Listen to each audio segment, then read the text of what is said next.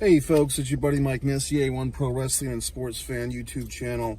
Today is Father's Day, so happy Father's Day to all the fathers, all the sons, all the daughters, all the stepfathers, all the mothers acting as fathers, all the whatevers. So happy Father's Day. And for our pro wrestling fans, I'm going to give you a two lists: the best dads, the best fathers in professional wrestling, and the worst dads in professional wrestling. Now, I think I'm going to make this a 2-video series, so let's start with the nice list, the best dads. And folks, this is subjective opinion, meaning this is my opinion. This is not written in blood. This is not written in gold or rhinestone. So I'm just going to give you a list, and guess what? I'm sure that I'm missing some people. I'm sure that I'm forgetting someone. There's probably someone that could be number 2 or number 3 on this list that is just escaping me right now. But let's just see what happens, okay? Number 10, I'm actually going to put the badass Billy Gunn. I feel that as a father, he has done well in bringing his 2 sons, 2 that I know of, into professional wrestling. He's wrestled with them. He's wrestled against them. He's allowed them to kind of be smug heels at his expense.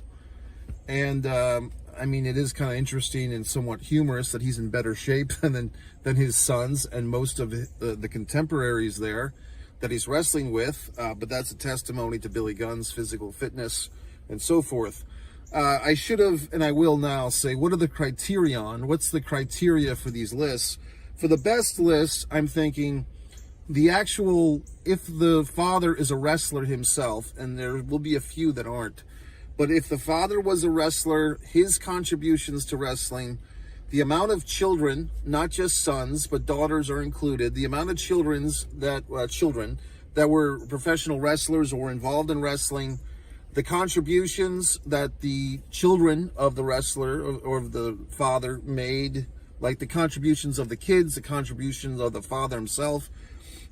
What I know, if I know anything of their personal relationships or what's common knowledge among wrestling fans of the relationship, allowing the child to go out on their own is actually, that's kind of the flip side of also, there's a delicate balance between helping the child and being too helpful or too controlling. So that's an interesting ranking.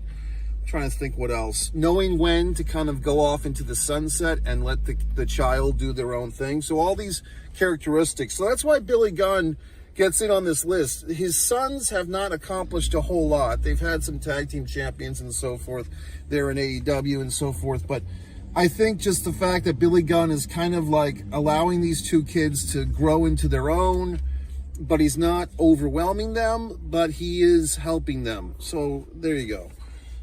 Number 9, this is going to be a shocker, and this could be heavily influenced by my enjoyment of the film, The Iron Claw. You thought I was going to say Fritz von Erich. I'm saying Kevin von Erich. Now, you might be wondering, well, gee whiz, Mike, why would you say Kevin von Erich? How is he a great father in wrestling? Well, his sons are a competent tag team, but they have been kind of, I would say even restrained a bit from going deep down the wrestling cycle. They've been kind of sheltered by Kevin. I think he's kept them in MLW, Major League Wrestling.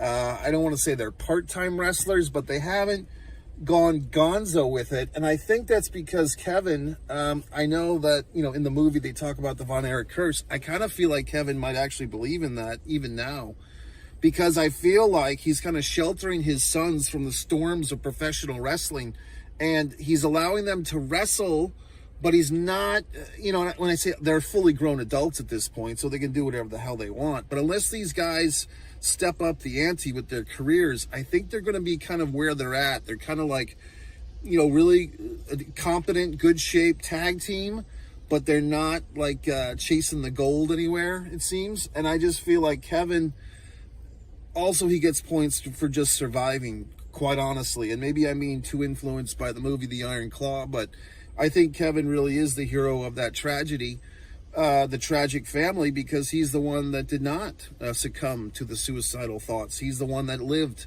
And just like in the movie, when when he's so sad because he says, I used to be a brother, and his sons look up to him and they say, we'll be your brother's dad. So Kevin Von Erich gets in number 9. Here's another one that might shock and amaze. As far as I know, he only has one offspring that's an actual pro wrestler. And looking at this might be a little bit high. And there's even some people on my worst list that could challenge him for this spot. I'm actually going with Bob Orton Jr. That's Randy Orton's father. I think I'm giving a lot of credit to Bob because he did not seem to be vengeful when his son surpassed him. As an old school wrestling fan, that even hurts me to say it, but I mean, I think we can all agree that as far as title reigns and success, worldwide acclaim, Randy Orton has surpassed his father. I don't know if Bob Orton Jr. really surpassed his father, the original Bob Orton. Bob Orton Jr. had a tremendous career. In fact, if you want to see some great tag team wrestling, Bob Orton Jr. or Cowboy Bob Orton, and his partner, I believe, was none other than Dick Slater. And at Starrcade 83, look up this match. Orton and Slater versus Wahoo McDaniel and Mark Youngblood. Tremendous match. And yes, Cowboy Bob Orton, or Bob Orton Jr., that's the same guy. He did all these wonderful things with Roddy Piper and Adrian Adonis, WrestleManias 1, 2, and 3, and so forth. And he was really a big part of that early golden era of WWF, the first half, like the 84 to 87. I think Cowboy Bob was gone by Survivor Series 87. Cowboy Bob was out of there, but he had a great career, and I think that if you look at the stuff that he and his son did, was at WrestleMania 21, where Randy Orton faced The Undertaker, and Bob Orton, Cowboy Bob, kind of came out of retirement, and they did like a handicap match at a subsequent pay-per-view and so forth. I really feel like Bob Orton Jr. is a great father for wrestling. He gave, his son the name, the Orton name, and then he kind of let his son do his own thing, but called upon, he came back into action. So I just give Bob Orton Jr., Cowboy Bob, number 8. Number 7 might also shock and amaze. Most fans would only know of the one child, but he did have daughters that were involved in wrestling, and he also had son-in-laws, and I guess that's another part of the criterion. Like, did you have a daughter that married a wrestler or something like that? Verne Gagne. Verne Gagne coming in surprising number 7, you might say. Why did I say Verne Gagne? Well, I feel like Verne kind of had this whole thing. He had this whole company. He had his one and only son wrestler, Greg Gagne. And Greg, I think Greg's kind of underrated. Greg was recently a guest on my buddy there, Mike Monty and Jimmy Farrow out of Staten Island, their talk show. I think Greg Gagne, he's doing his thing with Magnum TA. I think Greg Gagne has kind of an underrated career. Greg kind of gets a lot of flack from the inside fans for kind of claiming to invent Hulkamania, claiming to invent the New World Order, claiming to invent Monday Nitro. But yeah, Greg, I think there's some, like, he's contributed more than he's given credit for, is how I would put it.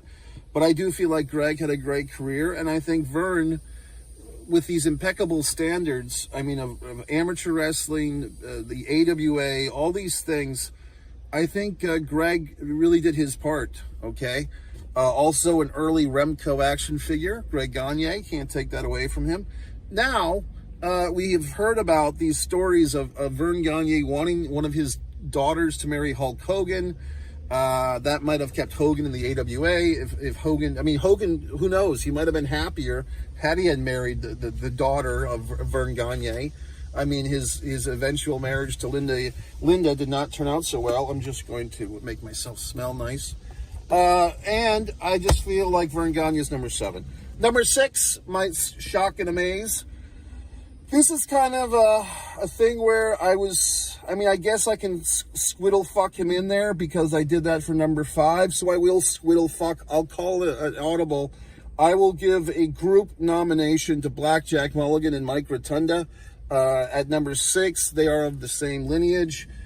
Blackjack Mulligan would be the father-in-law of Mike Rotundo or Mike Rotunda, depending on who you ask. Mike Rotundo, of course, is the father of the wonderful Bray Wyatt and Bo Dallas, and we all know the story of Bray Wyatt. You can watch me and my buddy there, Jimmy Faluca, with our 2 tributes to Bray Wyatt on this channel. And Bo Dallas is coming back as Uncle Howdy. So that's Mike Rotundo's sons, but Mike Rotundo married the sister of Barry Windham, his tag team partner in the U.S. Express. They were tag team champions in Florida. They were tag team champions of the WWF. Rotundo marrying the Windham sister, and that Windham sister, of course, is the daughter of Blackjack Mulligan. And Blackjack Mulligan was an awesome wrestler, one of these guys that if you're a younger fan, you may not know too much about him, but he was a guy that was a legitimate 6'7", 6'8", kind of an old school cowboy wrestler. He did the Iron Claw with the glove and so forth. Look him up. Number 5, like I said, is a double pick. It's a one family tree. I guess I could make this a 3-fer if I wanted to. I'm a little tempted, but I'm not going to put The Rock on this list. I was tempted. I am going to put Rikishi, the father of the Usos, Jimmy and Jay, and yes, they do have their struggles. But as far as a tag team goes, they're highly successful, highly entertaining. And Samoan Sika. That is Roman Reigns' father. Some of you younger fans, I'm sure you know about the bloodline and so forth, but have you watched Samoan Sika? He did have a solo run in '87 WWF. He did team with Kamala during that time. They had Curtis Iakua as their manager, but mostly known as the tag team partner of his brother, Afa. The Wild Samoans did some babyface stuff, but mostly known for heel work with Captain Lou Albano, WWF Tag Team Champions 3 times over, barefoot wrestler. Sika, when I was a kid, Afa kind of looked like, he was kind of like the Road Warrior Hawk. Like, Road Warrior Hawk always felt like more of the Road Warriors than Animal, just a little bit. And Afa kind of felt like more of the Samoans than Sika, just like Butch Miller felt more like the Bushwhackers than Luke Williams. If you're a real wrestling fan, you know what I'm saying. There's always one, not always, but like Ricky Morton feels like more of the Rock and Roll Express than Robert Gibson. Do you see what I'm saying? There's like a 1A and a 1B. So Sika was kind of the 1B, but he kind of has the last laugh here because he had the wonderful son, the wonderful seed. Number 4, this one might shock and amaze, especially if you know me and my views on wrestling. Vince McMahon Sr. Obviously, he bequeathed upon the world, for better or for worse, his son Vince McMahon Jr. But I'm just going to say that Vince McMahon Sr. provided the palette and the paintings that his son created. I'm going to give Vince McMahon Sr. the benefit of the doubt here. I feel like, he provided the palette, and for better or for worse, Vince McMahon Jr. did all the things that he did. But I feel like Vince McMahon Sr. kind of gets overlooked as a father. So even though he wasn't a wrestler, I'm giving him the number 4 spot. Maybe it's a bit high, maybe it's a bit not. But I think as far as he set the groundwork for his son, and his son did a lot, good and bad. Number 3, this will be an interesting inversion. I'm giving it to Jim Crockett Sr., okay?